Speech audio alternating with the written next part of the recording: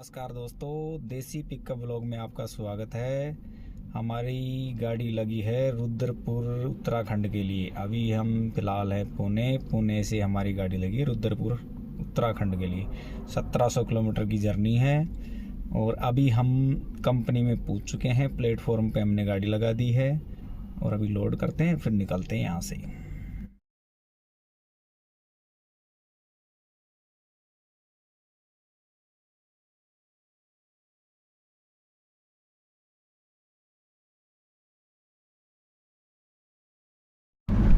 गाड़ी लोड हो चुकी है और गाड़ी लोड करने के बाद भाई साहब उन्होंने कागज़ दिए हमें 9 बजे, यानी कि रात को 9 बजे उन्होंने जो माल के कागज़ होते हैं, जो बिल्टी होती है, वो 9 बजे मिले। और 9 बजे के बाद हम निकले यहाँ से और अभी बज रहे हैं 11 और 11 बजे हम पूना पार कर पाए हैं। पूना शहर हमने पार कर दिया है और अब देखते हैं कोई राजस्थानी होटल, उस पर रुकेंगे रात को, फिर सुबह मिलते हैं आपसे।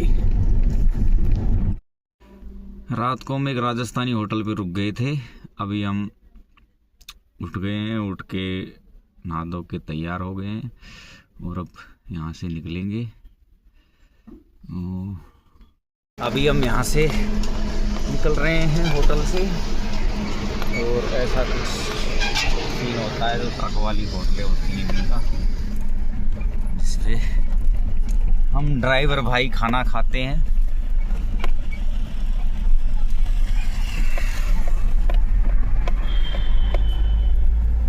तो अभी हम पहुंच चुके हैं उत्तराखंड रुद्रपुर, जो हम पूना से माल भर के लाए थे। अभी हम पहुंच चुके हैं। 1700 किलोमीटर का सफ़र करके इसमें लगे हमें 3 दिन। ब्रिटानिया कंपनी का ये माल था, जो ब्रिटानिया बिस्किट होते हैं ना, ये ब्रिटानिया कंपनी है। ब्रिटानिया के बिस्किट होते हैं, उसमें कुछ डलने की या तो कोई क्रीम व्रीम टाइप था, उसमें बिस्किट की सी महक आ रही थी मेरे हिसाब से। या तो बिस्किट के बीच में जो क्रीम लगती है वो है, या फिर वो बिस्किट में कुछ डलने का कुछ आइटम होगा। तो हमें 3 दिन लगे यहाँ पहुँचने में और फाइनली हम पहुँच चुके हैं रुद्रपुर उत्तराखंड। अब यहाँ गाड़ी खाली करेंगे, अंदर वीडियो बनाना अलाउ नहीं है। और फिर हमने सुबह 10 बजे रुद्रपुर में एक ब्रिटानिया बिस्किट की जो कंपनी है उसमें हमने डॉक्यूमेंट्स दे दिए थे और अभी बज रहे शाम के 6। 10 बजे डॉक्यूमेंट्स देने के बाद में इन्होंने 1 बजे गाड़ी को अंदर लिया कंपनी के। उसके बाद 1 बजे से लेके अब 6 बज चुके हैं, यहाँ खाली होने का कोई नाम नहीं है। ना यहाँ कोई सुविधा है, ना यहाँ कुछ और है। बस आराम से बैठे रहो गाड़ी में, ना यहाँ कोई सुनने वाला है। ऐसे ही होता है, जितनी भी बड़ी कंपनियां हैं उनमें यही हाल है। जो बड़ी कंपनी, जो बड़े ट्रांसपोर्टर होते हैं उनका तो वो अपने आप सेटिंग होती है। जो सिंगल मोटर मालिक होते हैं, जिसके पास 1 2 3 4 गाड़ी हैं और वो अपने ट्रांसपोर्ट लेवल पे चला रहा है, उनके साथ यही होता है। ये ब्रिटानिया कंपनी का मेरे को एक वो दे रखा है इन्होंने, ये ब्रिटानिया कंपनी का है। ब्रिटानिया कंपनी में हो आप लोग जो अपने घर पे हर चीज़ समय से खरीद पा रहे हो, ले पा रहे हो, वो एक ट्रक ड्राइवर की बदौलत ही ले पा रहे हो। यानी कि जो भी लोडिंग ड्राइवर होता है उसकी बदौलत ले पा रहे हो। लोडिंग क्या, आप ड्राइवर तो आपके लिए, जो मानो आप बीमार होते हो तो आपको एम्बुलेंस का ड्राइवर चाहिए, आपको कहीं जाना हो तो टैक्सी ड्राइवर चाहिए। जितने भी इस देश में लोग हैं ना, उनके जीवन में ड्राइवर का बहुत बड़ा महत्व है। और देश की जीडीपी में 80% भागीदारी है भारत के ड्राइवर की। फिर भी इसकी कहीं इज्जत नहीं होती। इतना भ्रष्ट ये तंत्र चल रहा है।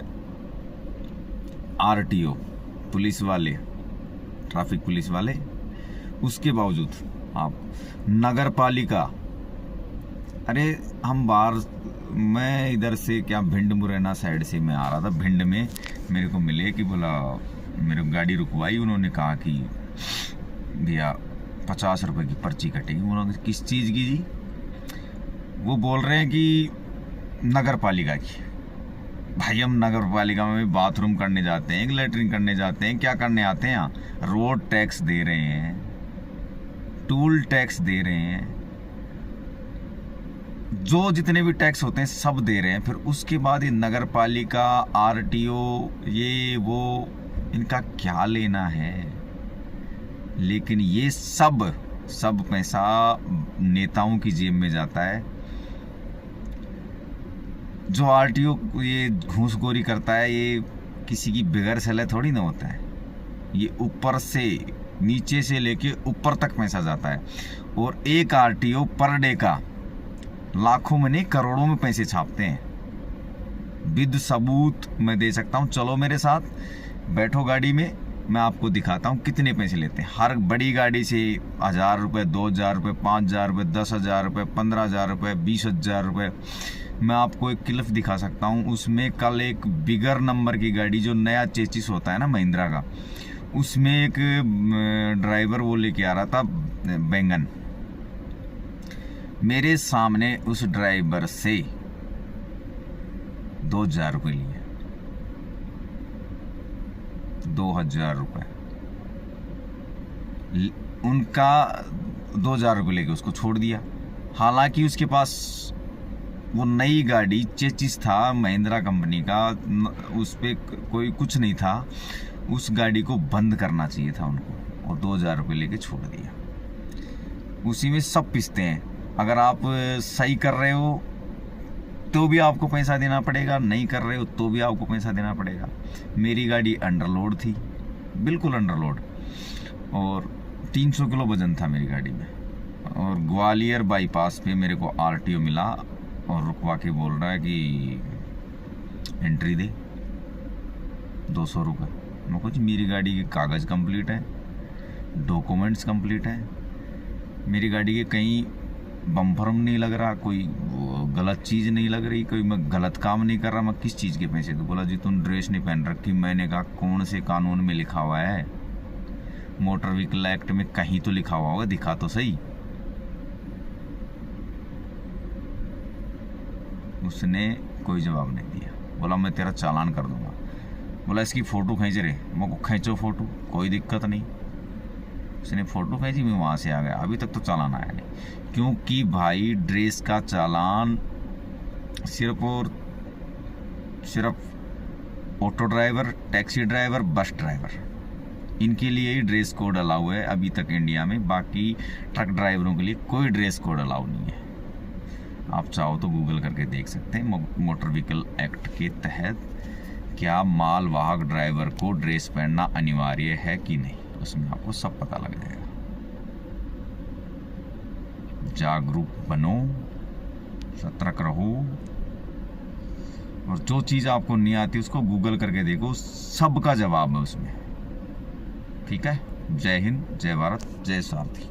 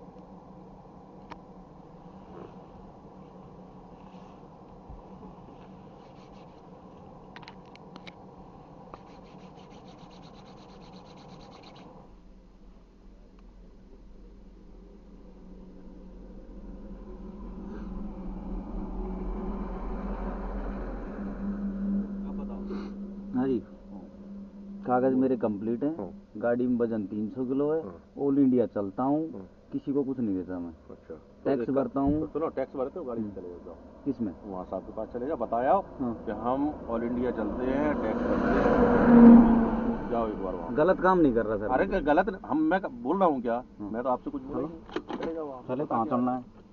आप कहो वहाँ चलूँ, वहीं चले जाओ। कोर्ट चलूँ, आप कहो थाने चलूँ, जहाँ चलना है वहाँ चलूँ।